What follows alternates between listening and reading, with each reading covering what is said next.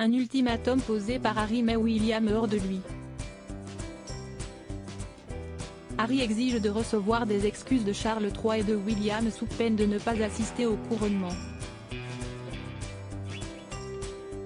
William n'aurait pas l'intention de s'excuser.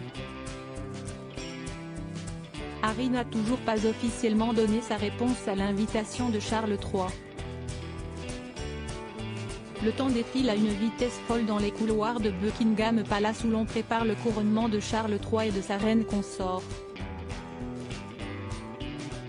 Le successeur d'Élisabeth II prévoit pour l'occasion pas moins de 3 jours de festivités à travers le Royaume-Uni.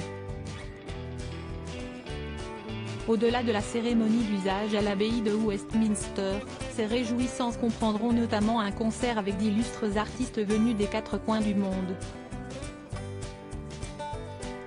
Selon au tableau, Harry qui n'a pas encore officiellement confirmé sa présence à son père. En coulisses, on murmure que le duc de Sussex exigerait de recevoir des excuses de Charles III et de William en amont de l'événement. Un ultimatum qui mettrait le prince de Galles hors de lui.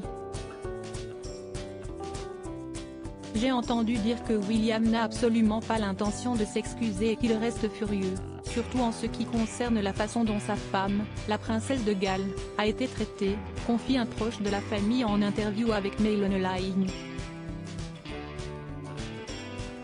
Je pense que Charles doit prendre une décision maintenant. Le roi doit prendre une décision et je pense que les gens sont dans l'ensemble dégoûtés par Harry. Pour le journaliste et biographe Christopher Anderson, Harry et Meghan pourraient bien ne pas assister au couronnement.